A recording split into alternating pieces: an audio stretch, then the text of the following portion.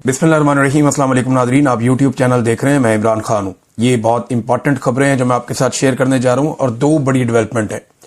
एक, इमरान खान साहब ने मेरे ख्याल में जब से वो जेल गए हैं तब से लेकर अब तक अपनी सबसे सख्त ट्वीट कर दी है। इस मौका पर इमरान खान साहब ने ऐसा क्यों किया, वो ट्वीट मैं आपको पढ़ के बताऊंगा, आपको आइडिया हो जाएगा। और उसके बाद पाकिस्तान और सऊदी अरब के बीच में एक मुआहदा हुआ है। वो मुआहदा क्या है, इसका बैकग्राउंड क्या है और एक्चुअली बैकग्राउंड में चीज़ें कौन सी चल रही हैं और सामने कौन सी चल रही हैं, मैं कुछ चीज़ें आपके साथ शेयर करूंगा। इसमें कुछ खदशात भी हैं जो लोगों ने बयान किए हैं। सबसे पहले तो इमरान खान साहब का स्टेटमेंट है। इमरान खान साहब ने कहा कि मैं आसिम मुनीर को पैगाम देना चाहता हूं कि हम ला इलाहा इल्लल्लाह मोहम्मद रसूलुल्लाह के मानने वाले हैं। हमने अहद किया है कि हम जब तक जिंदा हैं यजीदियत और फिरौनियत के सामने सर नहीं झुकाएंगे, क्योंकि हम अल्लाह के सिवा किसी भी इंसान के आगे झुकने को शिरक मानते हैं।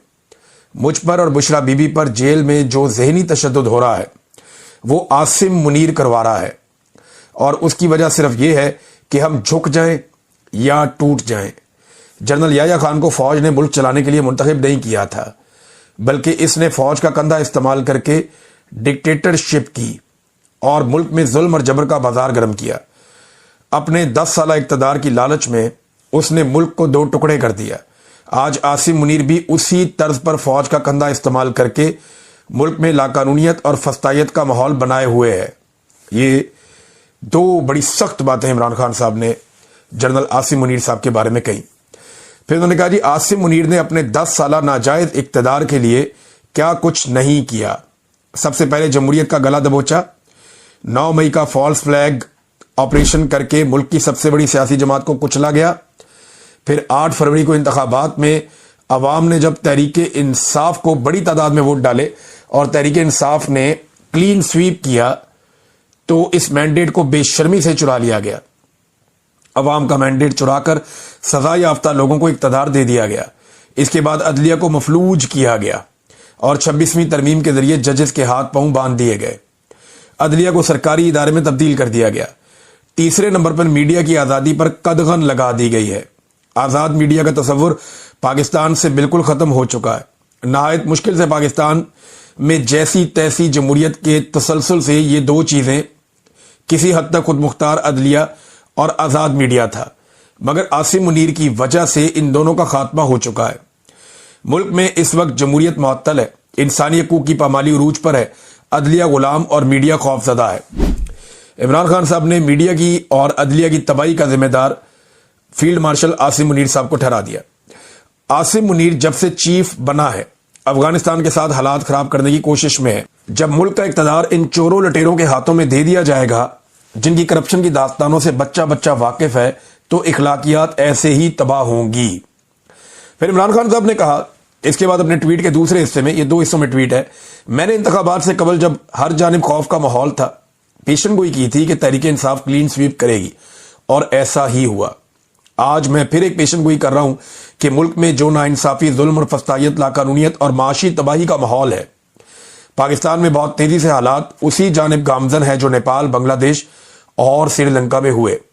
मैं अपने तमाम पार्लियामेंटेरियंस और पार्टी मेंबरान को हदायत करता हूं कि अब हकीकी अपोजिशन करने का वक्त है और जो ऐसा नहीं करेगा वो अपनी सियासी कब्र खोद देगा, क्योंकि अवाम की यही आवाज है।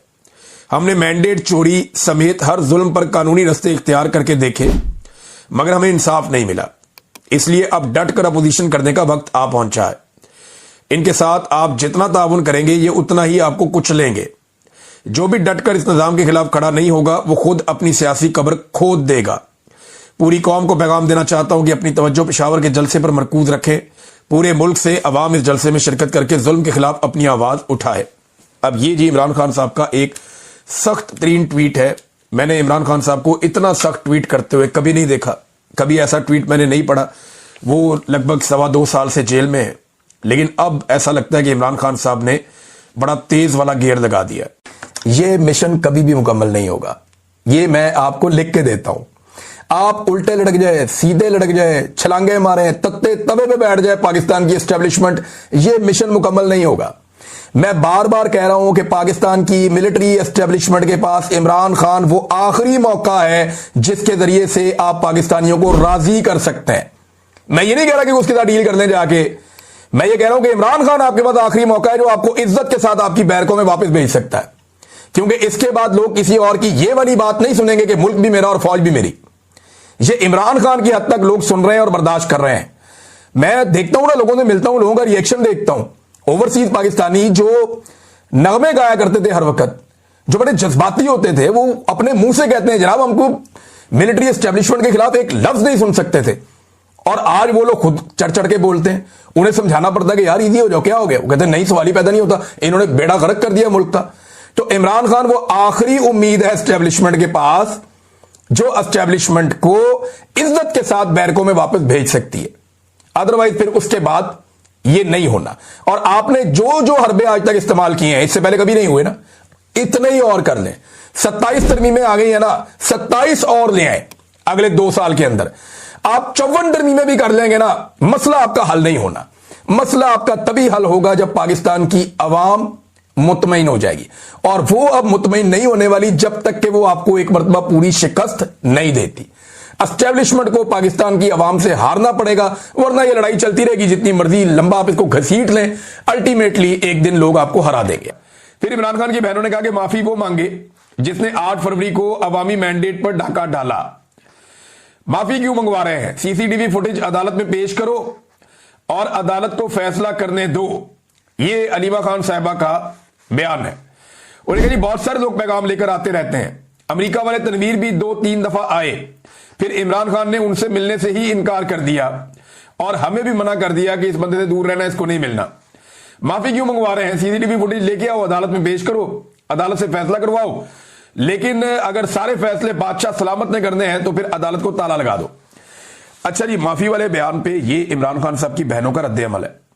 लेकिन एक और इंटरेस्टिंग चीज मैं आपके सामने रखता हूं, जिसमें कहा गया था कि इमरान खान सच्चे दिल से माफी मांगे, यानी सच्चे दिल से माफी मांगने का मुतालबा किया गया था।